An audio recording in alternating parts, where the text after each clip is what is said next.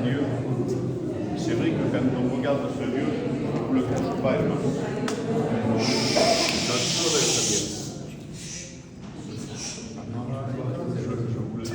je vous le cache pas, quand on regarde ce Dieu, moi-même je vois que c'est catholique, le point donc gagner. Et quand je regarde, je partirai. Il ne faut pas le voir avec les yeux charnels, on va le voir avec les yeux spirituels. Pourquoi avec les yeux spirituels? Parce qu'on ne va pas regarder le décor, mais on va regarder ce qui s'est passé ici.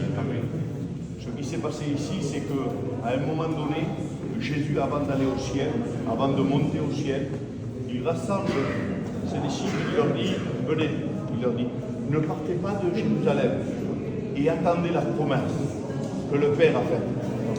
Et cette promesse, je voudrais la partager avec vous. La promesse, je voudrais la partager avec vous. Pourquoi? Oui, cette promesse, je voudrais la partager avec vous. Parce qu'elle est importante pour chacun de nous. Beaucoup l'ont déjà reçue. Mais d'autres sont en train de l'attendre, cette promesse. Et cette promesse-là, c'était le Saint-Esprit venu en nous. Et je sais qu'il y en a beaucoup de maintenant. J'aurais voulu le faire ici. J'aurais voulu. Mais peu importe, si Dieu le permet, il le donne ici, ou autrement même à l'autel. Et même je vais vous dire quelque chose. Il est capable de le donner dans le cas. Dieu le sait, il en est capable. Parce que nous avons ce Dieu qui est capable de le faire. Parce que la promesse était ça, que le Saint-Esprit puisse tomber sur chacun de nous et remplir. Regardez ce qu'il va dire.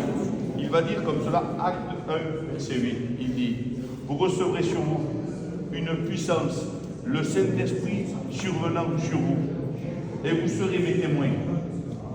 Frères et sœurs et amis, on ne peut pas être des témoins fidèles. Et maintenant, un homme, s'il n'est pas changé réellement, il ne peut pas être le témoin de Dieu.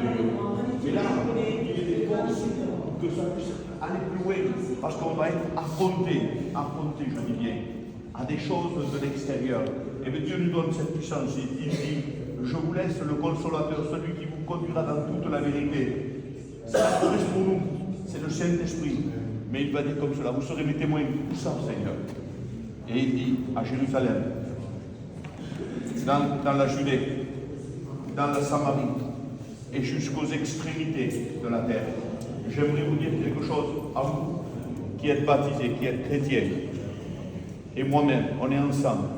J'étais en train de regarder ce texte quand il parle de Jérusalem, il parle de la Judée, de la Samarie. Je le comparais, je disais, Jérusalem, c'est ma maison. C'est moi, dans mon foyer, avec mes enfants. Et Dieu me dit, Rosalie, sois un témoin dans ta maison, ta compagne, pour tes filles, pour ton fils, pour ton genre, sois un témoin, sois un modèle.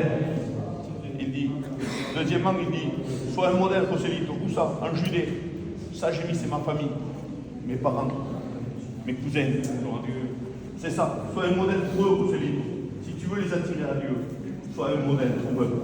Et puis, la barre de plus haute, Rosalie, oui, sois un modèle pour tes copains.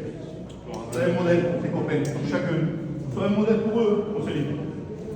Et il va encore plus loin. Et après, une fois que tu es le témoin dans ta maison, dans la Judée, après tu peux aller plus loin, tout ça, jusqu'aux extrémités. Ça veut dire ce que tu ne connais pas. Quand tu passeras, tu laisseras un parfum. Et ce parfum, c'est quoi? C'est que le Christ vient. Le Christ en nous.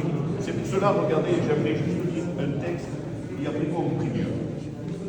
Regardez ce qui va se passer. Regardez de quelle manière ils l'ont reçu. Il va nous dire acte 2. Il dit, le jour de la Pentecôte, ils étaient tous assemblés dans le même lieu. Tout à coup, il y eut du ciel un bruit comme celui d'un vent impétueux et il y eut remplit tous de la maison où il était assis.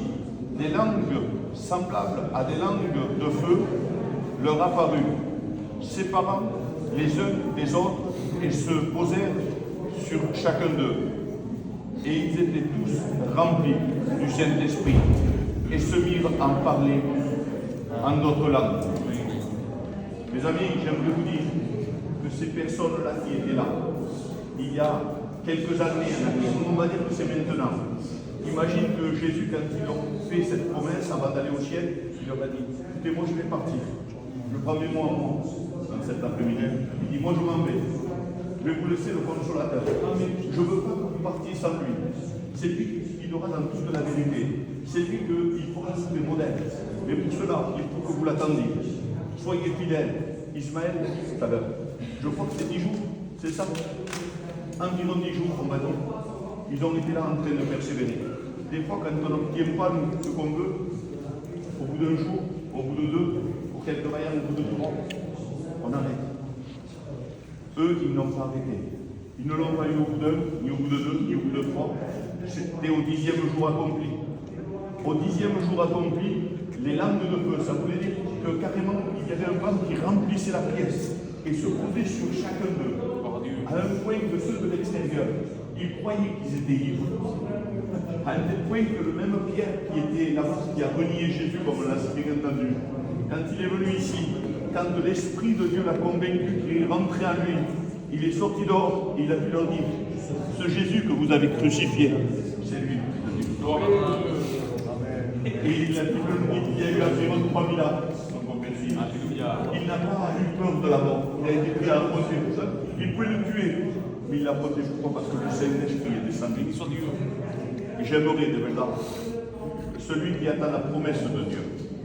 Parce que je sais qu'il y en a beaucoup qui sont venus et qui n'ont pas reçu le baptême du Saint-Esprit. On est dans le bon endroit. On est dans le bon endroit. Là où il y a eu des prières pendant 10 jours en train d'attendre la promesse de Dieu. Si tu es venu attendre cette promesse, crois-le, qu'aujourd'hui tu l'as. Amen. Et aujourd'hui, on va prier ensemble. Et je suis sûr, et certain, je le prends par la foi, qu'on va avoir ce que Dieu nous a promis. Parce qu'il est notre Dieu. On prie dans le calme, on essaye de prier Dieu. Amen. Et on prie ensemble, David, qui nous lance dans la prière.